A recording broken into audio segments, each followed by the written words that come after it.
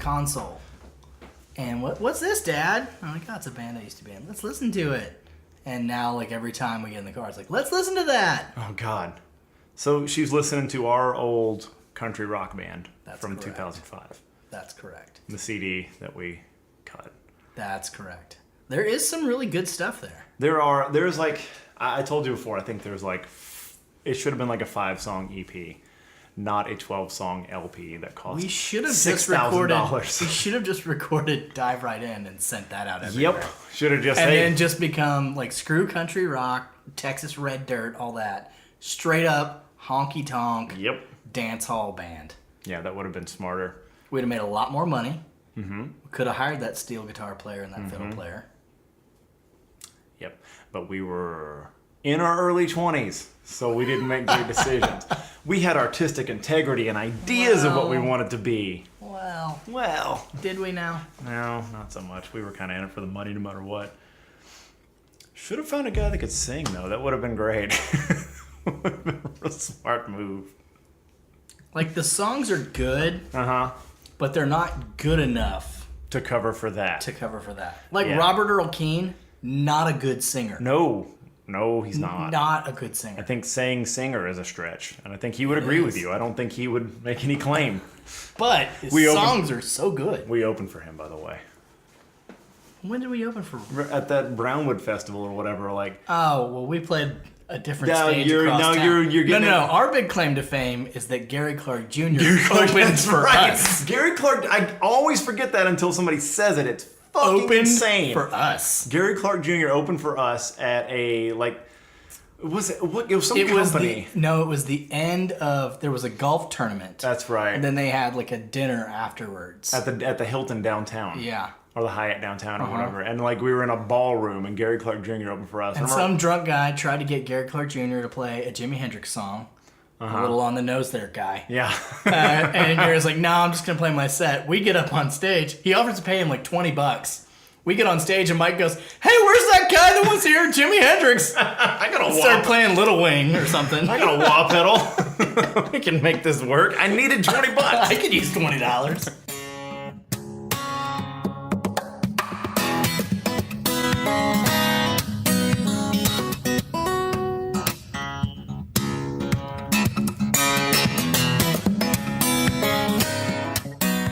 Welcome to the Camo and Hooks podcast. This is Mike. And this is Luke. We're coming to you, not live, but live to us, from Luke's office here in Round Rock, Texas. You're probably alive when you're listening to it. Yeah, you should be. It's kind of live. Yeah, I mean, we're here, there's sound, you're listening. So we're in Luke's new digs in Round Rock, Texas. We've set up, this is actually where we shot the episode where we where we were shooting arrows. That was here. Where we talked about our failed turkey hunts. Failed turkey hunts, good. Yeah, now it's hard to differentiate all the podcasts where we're talking about our failed hunts. That's they run together. It's harder for you.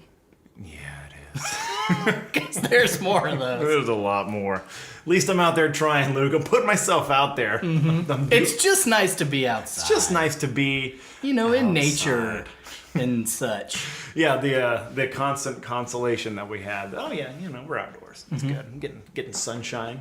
Posts a picture of sunrise because they shot no deer. Right. But what a lovely sunrise.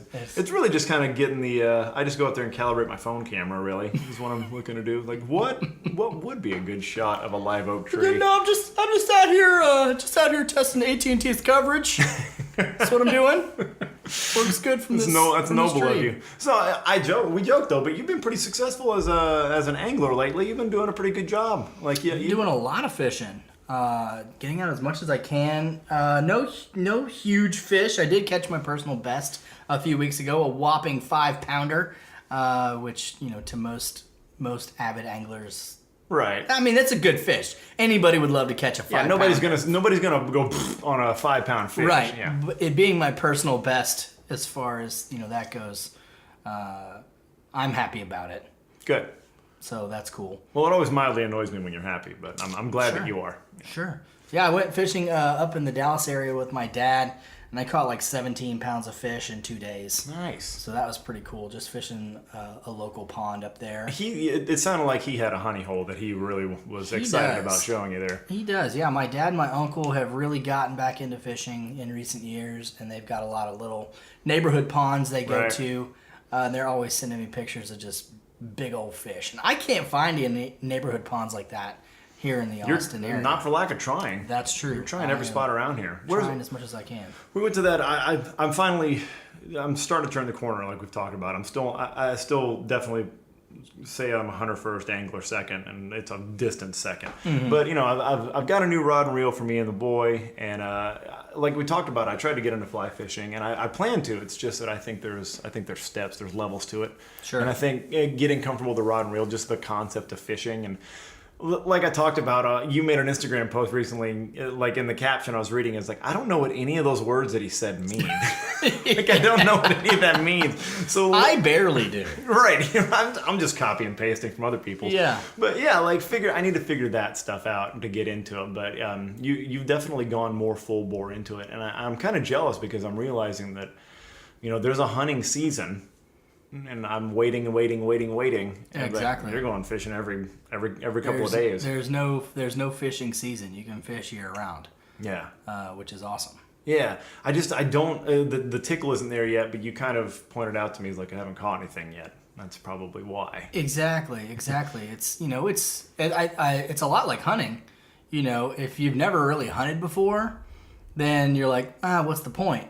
Right. Well, then if you just go sit outside and you see those deer, you're like, oh, that's the point. I get it. Yeah.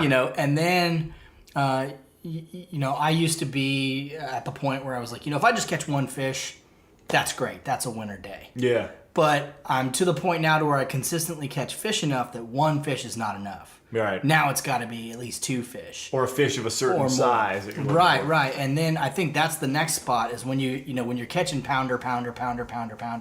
Then you're like, all right, now I need to be catching 2, 3, 4, 5. Now I'm going to start looking for those 6 and 8 pound fish. Where are those? How do I get those? Right. You learn a little bit more every time you go out there. And once you're successful, you're like, okay, well this particular pattern will catch 1 pound fish all day long. Let's switch it up and see what we can do to get bigger fish. Right. Just like hunting. You're going to shoot a doe first, probably. Most people are going to shoot a doe first. They're like, that's awesome. And now I have all this venison in my freezer. It's so great. I don't see the point in shooting a trophy buck, right? Mm-hmm. But when you shoot a bunch of doe, then you shoot some smaller bucks, it's not so much about that trophy buck. It's about the increased challenge. They're harder to shoot. They're more rare and they're more elusive. They've been hunted, right? They know how to get away from it. They only come out every so often. Same thing with those big fish. They've been caught, who knows, dozens of times, and thrown back. That's how they got to be big fish. Mm-hmm. And then they get caught less and less because they learn. Right. And they get smarter. From your side, I can see the kind of the parallel too. This so start getting those bigger fish. You start looking at your rig. You start looking at your setup. You start looking at what you're casting. Everything. You start looking at all that. What does it take to get those big guys? It's the same on the hunting side. Like once you start caring about a trophy buck or different species or exotics or anything like that, your kit's gonna change. Like that's when you may take those shed antlers and rattle them. That's when you may start worrying more about scent control or you start doing things like calling. But when you're doe hunting, you're just ambush hunting, you're probably not thinking about those. That's great, I got some meat. Right. But yeah, the kit changes. Well, and most people too will start, sitting in a blind 100 yards from a feeder with a rifle. Right. Right. And that's how most people are going to kill here in Texas, are going to kill their first deer. Yeah. And then you kind of graduate up from there. Then it's like, okay, well, let's get on the ground, or it's, hey, let's get a bow, let's get in a tree, let's get closer. Sure. You increase the challenge. You also have to, like you said, increase the quality of the gear you're using and the techniques that you're using. Yeah, I would for sure say. I think there's two dimensions that happen, but probably both in hunting and angling. Now, in fishing, I don't see as much of a return to primitive kind of thing that happens. I don't know a lot of guys that say, like, what can I do with a cane pole? Like, it doesn't happen. But I think in both of them, it kind of happens that you have two directions, two polarities you're getting pulled. The more challenging game or fish that you want to to chase, that you want to try to get, you are going to gear up more to get that. You're going to find more specific gear to do that. At the same time, I think a lot of times people are chasing a better experience along with just getting a better pull. Sure. So I think you have the pull of both things. I know that we do, in particular. I'm sure some people are just like, I just want the biggest trophy possible. Right. And but I think you have that pull of wanting to get the better gear, get more specific, but you also want to have a more up close experience. I think that's why people move to a bow. I think that's why people change blind types. I think that's why they change locations or change, the species that they're hunting and stuff like that, because we're in this for the experience. Like most of us, even if we're meat hunters, trophy hunters, whatever you want to call it, they're in it for the experience. You want to do this because there's something visceral about it. So I think there's a point of, I don't want to say no return, but like diminishing returns with gear, getting so much great gear that you're making like the big gets easier in a way. Right. Like you kind of want there to be some challenge. You want to get it. You want to get up close and personal. You want to be visceral a little bit more. So, but I guess that leads to I'm always asking you questions about fishing, like because it's something that I just don't have the experience with yet. Like, is there a parallel there? Like, is there some version of fishing where it's like, you know what, I want this to be more up close and personal and visceral? I think for some there is. It's kind of like there's those guys that always just want to shoot trophies. That's all they ever want to do. Right. But you have folks that are kind of more like us who are in it for the experience, and that change that I see for me. And not that I'm getting away from bass fishing at all, but in the same hunting, I'm still going to hunt out of a stand with a rifle, right? Because I want to tag out if I can. Yeah. But I still want to do that bow hunting for that more visceral experience. Sure.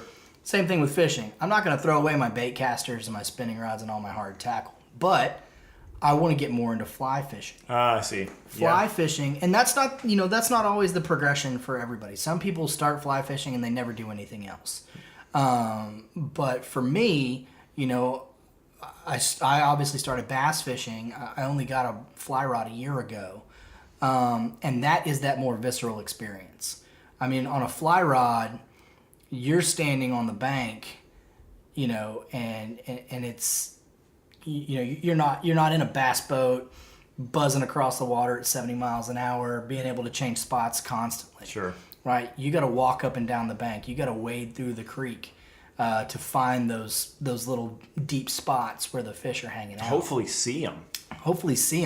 Yeah, it's almost like you're almost stalking. Yeah, when you get into fly fishing, you're doing a lot of sight fishing, where you're like, all right, there's the fish, so I got to throw this fly past him and in front of him, so that I pull it in front of his face at the same time he swims by it. Right, so there's like a physical game to fly fishing, and that's what drew me. That's why I bought a fly rod first. Yeah. You're exactly right. I didn't think about that. That is kind of that progression. Like, you're physically tricking. You're physically playing a game with the fish, as opposed to, I think, rod and reel fishing. Not that there's not a physicality to it, but there's a lot more, I guess, psychological warfare going on there. You can cover ground a lot faster Sure. when you're bass fishing.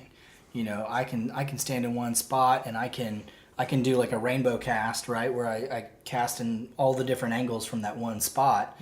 I can cover that in 5 minutes. With a fly rod, there's so much more involved that you can't do it as fast. It's a little slower. It's a more delicate process. And that's like going from a rifle to a bow. And the tackle in rod and reel fishing, the tackle's kind of made, especially like with plastics, they're designed to emulate the food, the prey for the fish. Whereas with a fly rod, they're designed to look like it, but it's kind of on you to make it behave like what they want to eat. And that's the challenge, I think. I think that is a perfect analog to what I'm talking about, is that, there's that next level. Maybe that's like the bow hunting of fishing. That's what I think. I liken, fly fishing is to rod and reel fishing what bow hunting is to rifle hunting. Right, and then so the fly fishers and bow hunters have the same level of holier than thou attitude. No, it's actually more so. Really? The chasm between bass fishermen and fly fishermen is so much greater. It's way wider. Much greater. Yeah, because I know almost everybody I know bow hunts and rifle hunts. There's not a lot of people. There are some dedicated bow only guys, but you're right. I think the bigger difference, the reason the holier than thou is so much greater, is because whether you're bow hunting or rifle hunting, you're in the woods hunting deer, right? Yeah. You're in the same space hunting the same thing, generally speaking. With fly fishing and rod and reel fishing, 99 times we're talking about bass fishing, right? And you're probably on a lake or a pond. With fly fishing, most of the time, again, we're speaking generally, you can bass fish on a lake or a pond with a fly rod. But generally, you're in a stream, and you're probably looking for something like trout. Maybe carp. I know a lot of people fly fish for carp as well. Yeah. So you're fishing different species in different spaces, which presents its complete own set of challenges. Yeah. So you can see I guess you could see the holier than thou-ness of the fly fisher being like, you're jumping on a huge mechanized boat and using, what are the things called, like the fish finders, the radars, whatever they have, like the electronics. The electronics, everything. You're using all. all that out there. You're basically just getting in a car and driving around looking for fish. I could see that. Right. Now, why don't you just drive to the store and buy some fish, basically. I got a feeling you've maybe heard that said before. But, I can see their point, but at the same, having, tried both kinds and seeing the challenges, I don't know, man. That it is just it's a whatever tickles your pickle kind of thing. But sure. I will say it's a much purer form. It's much closer to how our ancestors fished. Yeah. Right? But they weren't throwing, $1,200 Orvis right, fly exactly. fishing rods. And standing in their $250 Simmons waders. And it's also to get that done. Most of the ways that our ancestors fish aren't legal because it works really well because they were hungry. Like, we can mash up this plant that's poisonous to the fish and just dump it in the water. Float to the top. Yeah. Or let's just put a net up across a river. So it definitely but is. it's closer it's closer to stick and string and hook. Right, and the Amazon also, they're not using 80-pound compound bows either, so same kind of thing. Yeah, no, it is a little more closer, a little more ancestral, and I don't know, but the rod and reel fishing, it presents its own level of challenges, and it's like a lot of other things that I say. Like there's there are sports that are that are more technology, that have a higher technology requirement or equipment requirement, and some that are just more raw. But in a way, it's comparing NASCAR to track and field. The point is to get a certain distance and a certain speed. The goals are the same. We're trying to be the fastest. But in one, we're just relying on what you were given by nature, and one, we're given, you give all the equipment and the ingenuity you can possibly use. Yeah. Neither one's wrong. It's just you can go faster in NASCAR. You can probably catch more bass on a rod and reel with a fish, which is the point. Right. Is what you're trying to do. That's why they were created. Right. So you don't go to Usain Bolt or somebody and say, why don't you just get in a car? Right. You don't just do that. There's a reason for what he's doing. At the same time, nobody wants to get in a foot race with Jeff Gordon. Right. Yeah. It's pretty pointless. It's but if you don't have that car, but I do. But I do. But I do have it. And now I have all this money. Yeah. And for both of those guys. Yeah, that's true. So exactly. You can. That's almost illustrating the point. You can be successful in both because there's a fascination with both. Yeah. That's why there's fly fishing shows on television. That's why there's guys on. That's why there's bass fishing tournaments where they're on boats.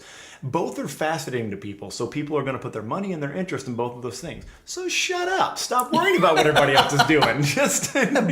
But it's more fun. It is more fun to just shit talk. Yeah. It really is. Oh, my way is better than your way. Yeah, it's good. If you're the fly fisherman, if you're the bow hunter, I will say I would imagine it's nice to have it in your back pocket as the shit talk escalates to be like, yeah, well, you have to get on a boat. Yeah. And go do it. Yeah. Yeah. And since I'm not good at any of it, I'm just going to do all four of those things. Right.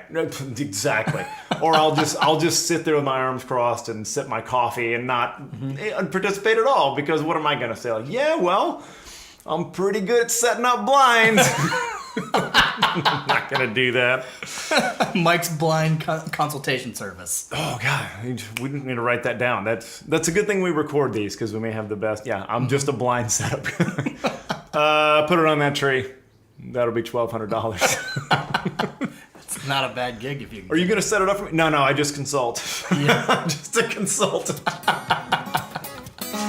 All right, y'all. That's all for our ignorance today. We'll catch you next time. Bye.